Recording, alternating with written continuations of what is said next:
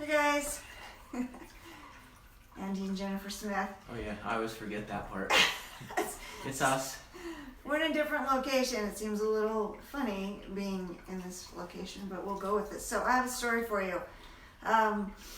So women, we tend to like to multitask, right? And this morning I wanted to make a nice breakfast for him, but Thank you. I was in a hurry It was good. because I needed to get to some appointments. And so I'm trying to like cook pancakes, and I'm boiling homemade syrup over here, and then I'm trying to put butter on the butter dish over here. And it's really a method you can multitask. It's better if you can like pay attention to one thing at a time like men do. Anyway. It just depends on how fast you can juggle. That's what it really is. If you juggle fast, it looks like you're multitasking. So I'm making this wonderful breakfast, and all of a sudden the syrup starts boiling over. And goes all over the top of the stove, down into the drip pan, and down through the little hole in the drip pan to the stovetop underneath.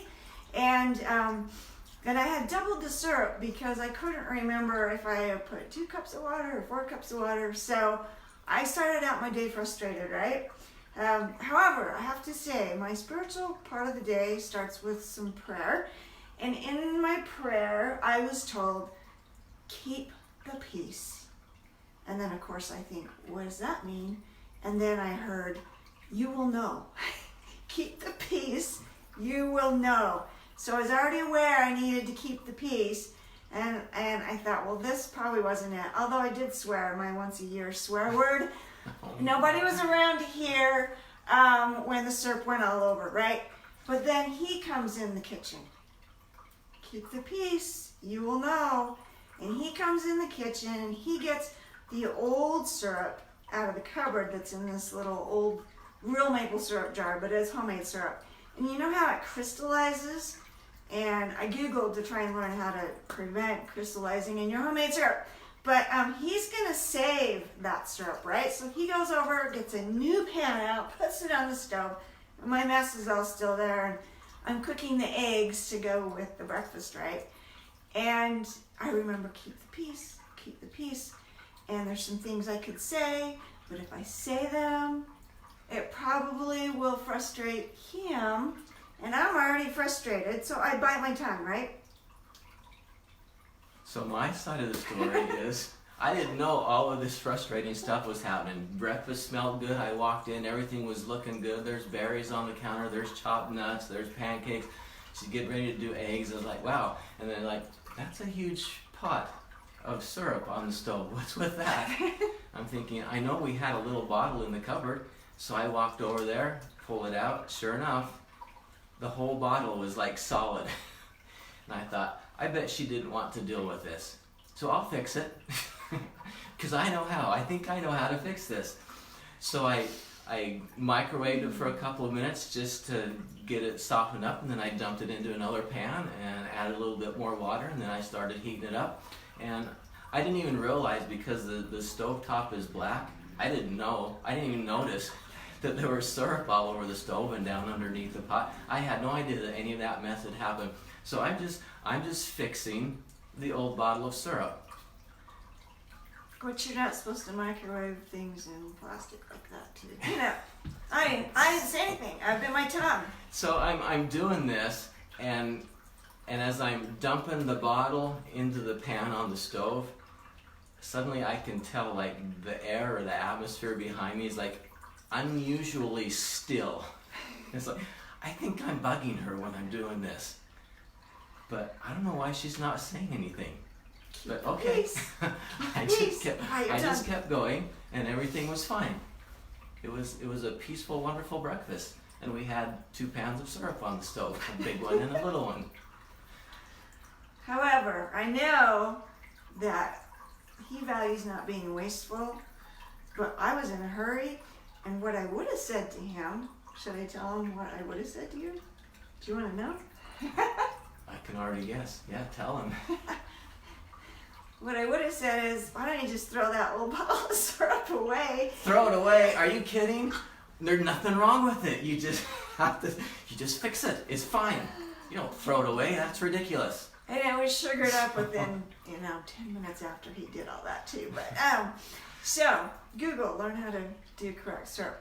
So what we're trying to do here is say, hey, how do you keep the peace when you're frustrated and you're annoyed? And we want you to share in the comments below your tips as we have this conversation, because sometimes your spouse or your child or even your best friend or the coworker at work, they do or they say things that really are annoying or frustrating. And how do you keep the peace, right? So one of the tips that we're trying to explain here is from this story is that we have different values.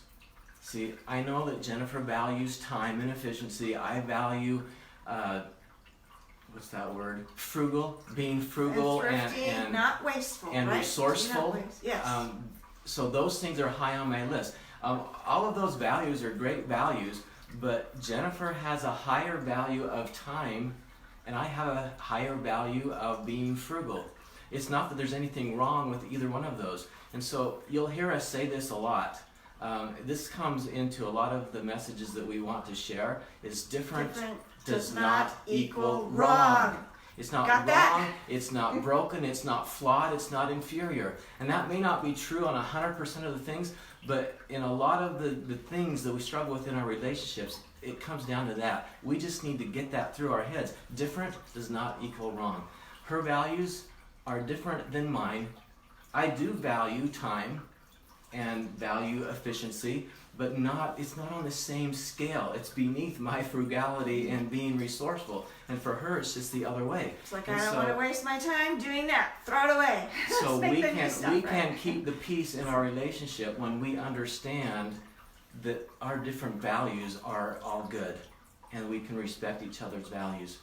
So another area of remembering what can keep the peace is remembering that our past experiences have an effect on how we react and respond to things right now.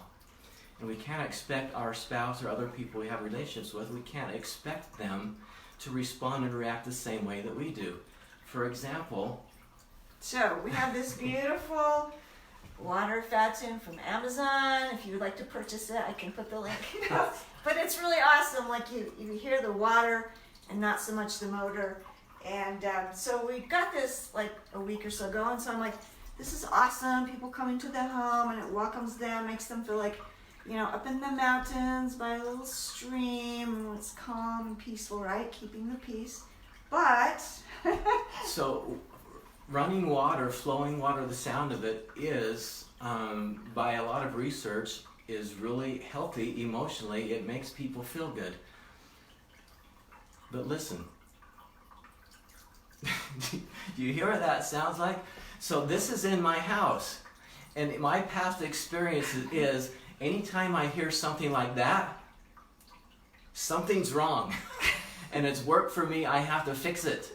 And so many times I've been walking through the house and I hear this fountain going here. It's like, what is it? So like something is dripping, something's broke, something's leaking. And so there's come over and ground yourself. So I react differently to this, and I'm working on it. I know I'm hearing this, and I know what it is, and so I'm getting better. And yes, water, the sound of running water is nice, but because of my past experience, sometimes just without thinking, my subconscious past experiences tell me something is wrong because I'm hearing that. So yeah, what might seem nice and exciting and wonderful to one person can seem scary even and wrong to somebody else. And so we've got to be really careful and sensitive to one another. And in a marriage, that's especially important.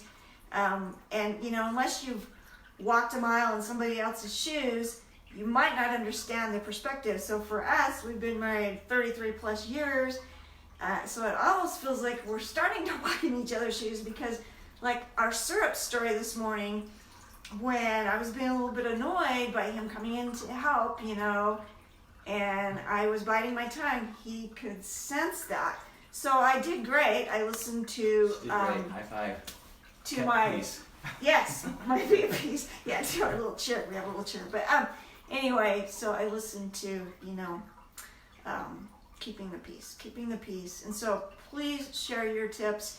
My practical tip is when you're frustrated or annoyed, first of all, just take that deep breath.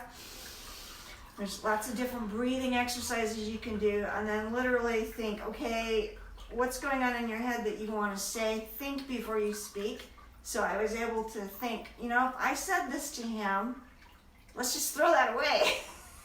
No. I already know his value and what kind of reaction that And I would didn't get the same message that she got this morning. I wasn't told to keep the peace. So if she'd have said that, who knows what would have happened? Yeah, Could have so been a whole maybe different issue. then we would have both been working hard to keep the peace. But yeah, and then just remembering not to judge because if they're not your spouse and you don't know them well, or if they are your spouse and you still don't know your spouse well, maybe I've been married very long or whatever, that just don't judge. Don't be so hasty to think Don't judge the where values. they're coming from. Don't judge the values and their reaction or response, because that's based on previous experience. So those two things, if you can remember, don't judge the values or their response because you don't know where they've been. So keep the peace. Keep peace. Peace out. Share your tips below and share the video. And we'll catch you guys later. Have a great rest of your day or night. See ya. Bye.